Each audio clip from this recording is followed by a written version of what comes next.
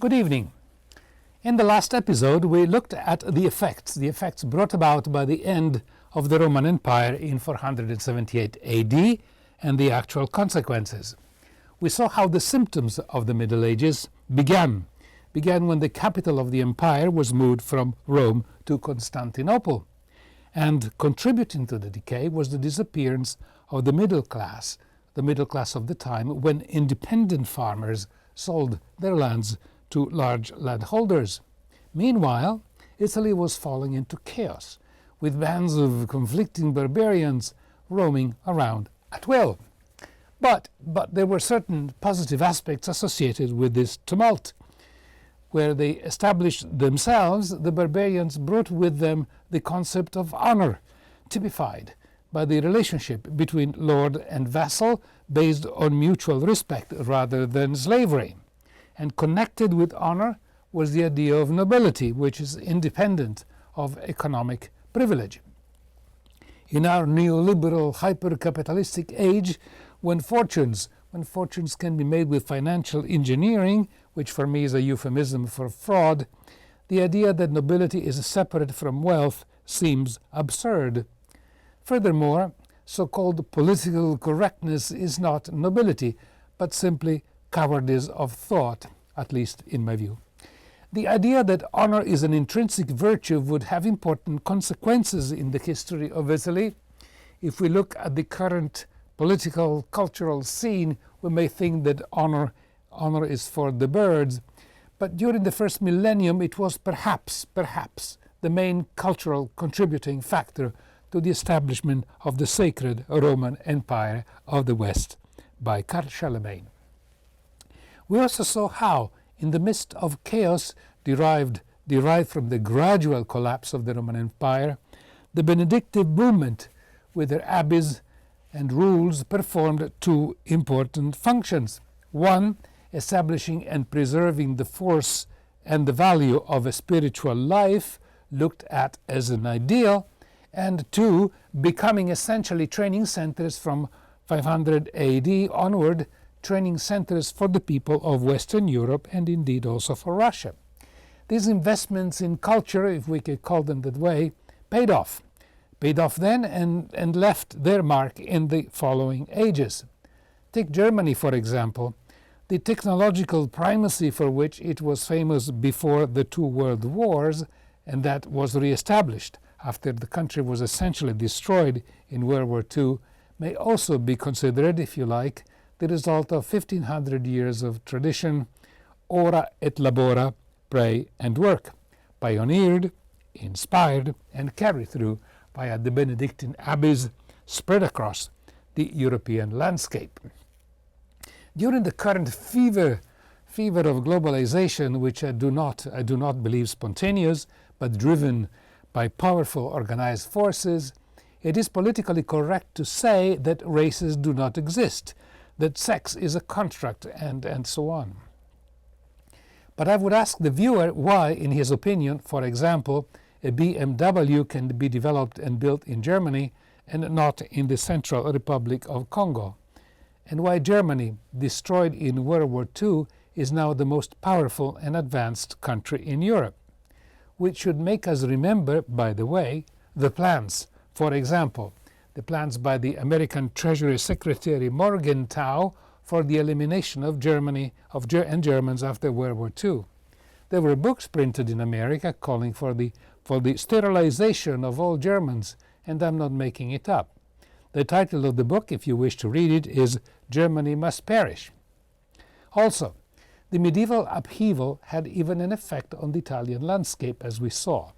Frightened by the prospect of continued invasions and looting by marauding bands of barbarians, the inhabitants founded new towns on the hills, sometimes steep hills, to discourage barbarians and armed robbers from undertaking the climb. Finally, a summary of the barbarian invasions would see first the predominance of the Goths, followed by the Longobards, and finally by the Franks. After the middle of the 5th century, the capital of Italy was, to all effects, Ravenna, mostly because it was not easy to lay a siege on that city, being surrounded by water. though at times Pavia was also a capital of choice.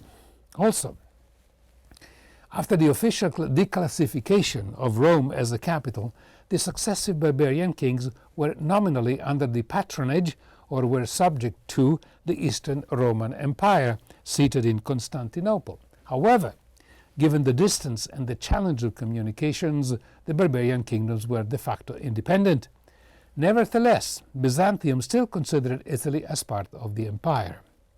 And in this episode we will attempt to talk about the most noteworthy characters when Italy was Gothic, then when the Goths fought and lost to Byzantium, and then when the Longobards took the place of the Goths.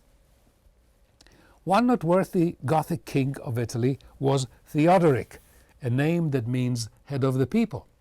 When a young boy, he was sent to Byzantium as a hostage, and this was a common procedure among Middle Ages rulers, exchanging hostages to prevent agreements to be declared nil or irrelevant, as was the case recently with America refusing to honor a nuclear agreement with Iran.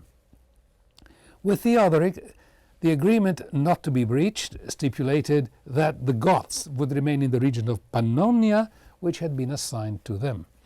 Theodoric then grew up in Byzantium. The historians of the time tells that he liked lentils, garlic, and boar meat. He liked wine, but was never drunk. And sometimes we know more about politicians of the Dark Ages than we know about the current ones. Once become of age, Theodoric returned to Pannonia and was proclaimed king. He was of a restless character, and Theodoric and his Goth got the right to install themselves in Macedonia, but then began expanding in other areas, gradually becoming more of a nuisance than an ally of Constantinople. Whereupon the Emperor Zeno proposed to Theodoric to go to Italy. Earlier on we saw that, after the deposition of the boy Emperor Romulus Augustulus, the ruler was Odoacer, who technically was subject to Constantinople, but he too in practice was independent.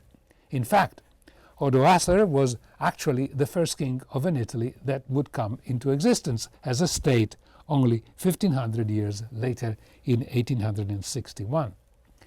A historian of the time by the name of Procopius says that the Emperor Zeno proposed to Theodoric to conquer Italy more to peacefully get rid of the Goths in Pannonia than to regain control of a country, Italy, that he no longer controlled anyway.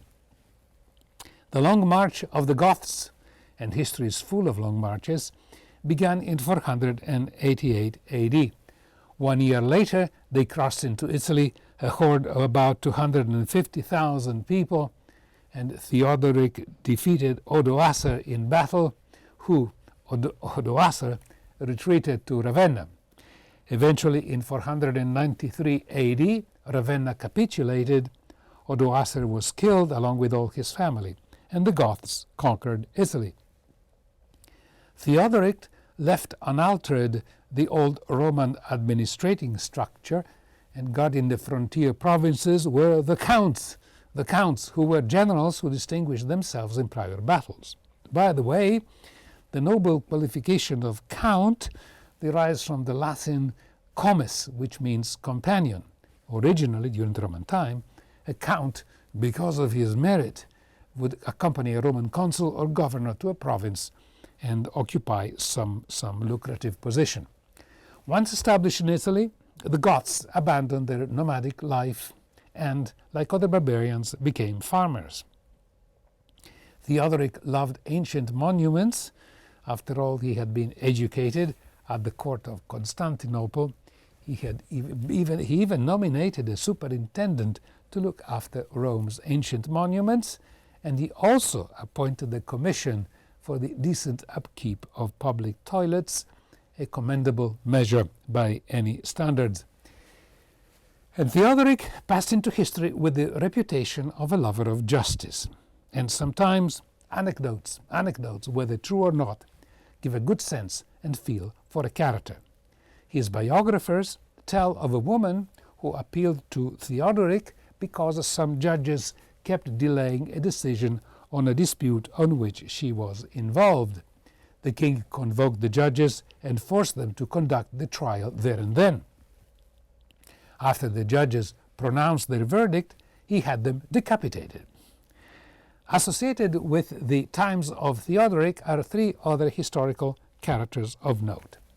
One is a historian and civil servant of Theodoric named Cassiodorus. Through his history called Varie, we are able to form a picture of the Gothic kingdom of Italy.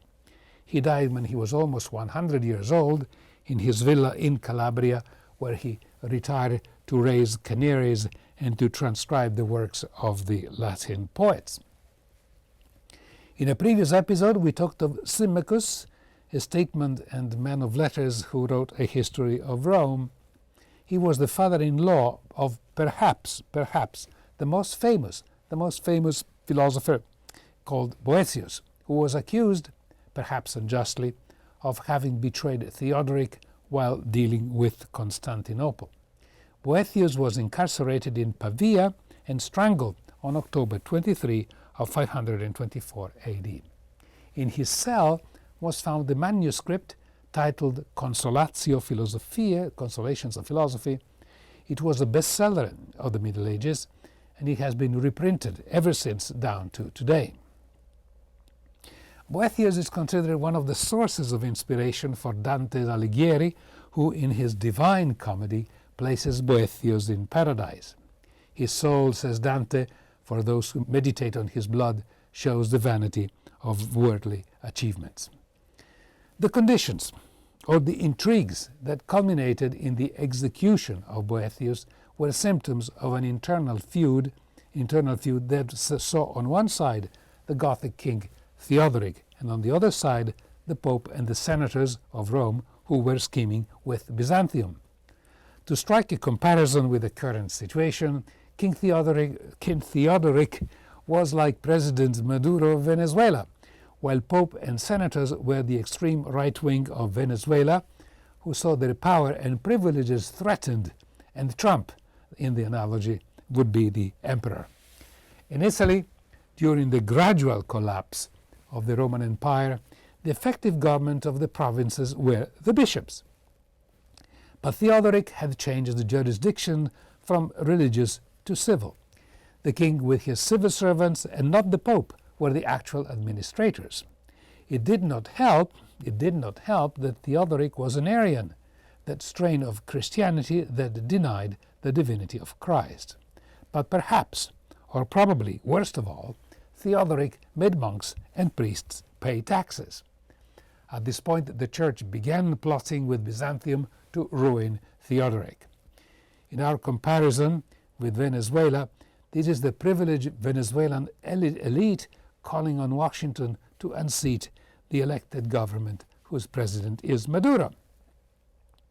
The feud began with an edict by the Emperor of Byzantium, Justin I, to convert all Arian churches into Catholic churches, whereupon Theodoric summoned the old Pope, John I, and imposed upon him to travel to Constantinople and have the edict reversed.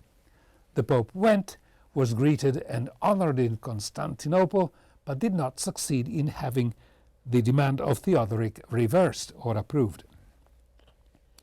Tired of the trip and ill with the gout, John I returned to Italy, whereupon Theodoric accused him of treason, put him in prison, where the Pope died on the 25th of May of 526 AD. The Church made him a saint and a martyr. 2 months later, Theodoric himself died of dysentery, and because Arius himself had died of dysentery, the Church deduced that this is the destiny of all heretics. Gregorius Magnus, another important pope, the inventor, by the way, of the Gregorian chants, writes that Theodoric was thrust into hell through the mouth of a crater at the center of the island of Lipari, now dormant volcano, but active at the time. When he died, Theodoric was 73 years old. During his last years, he often visited the mausoleum in Ravenna, which is a massive structure in white marble with two concentric floors topped with a monolithic dome. It resisted the assault of time and was eventually converted into a church. History has qualified Theodoric as Theodoric the Great. Perhaps the appellation is exaggerated, but still, along with the wildness and the superstitions of the Goths, he brought into Italy their warring virtues, their sense of honor, as I said before, the cult, or at least the beginning of the cult of woman, and a certain spirit of adventure and chivalry.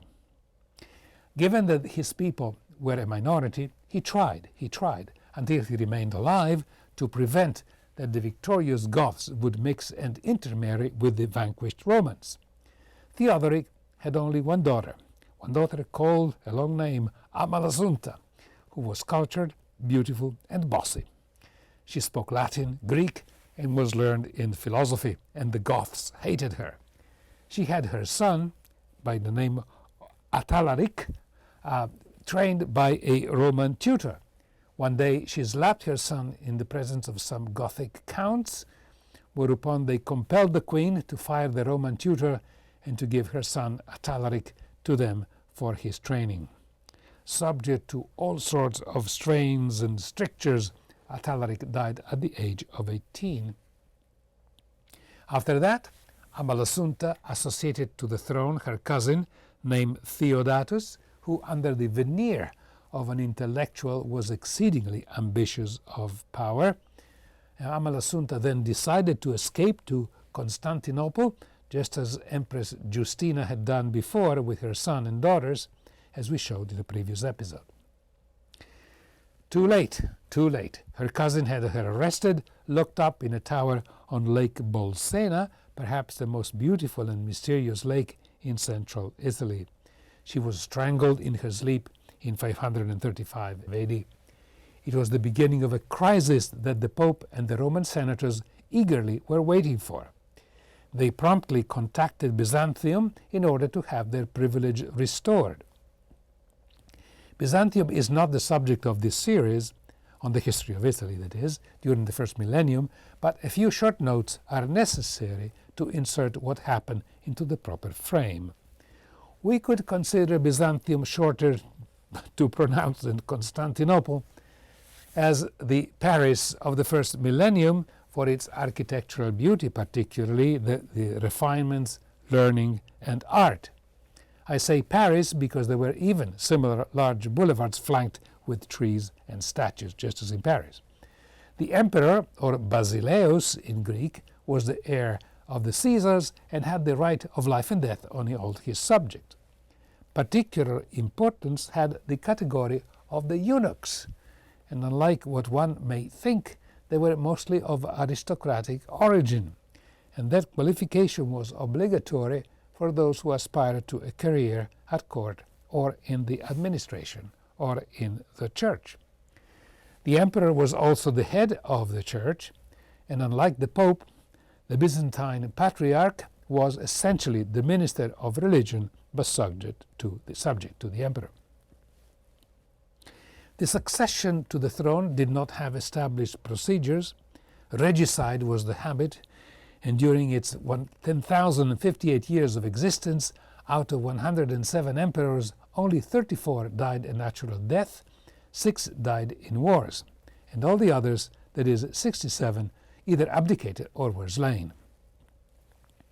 The Byzantine administration was very centralized.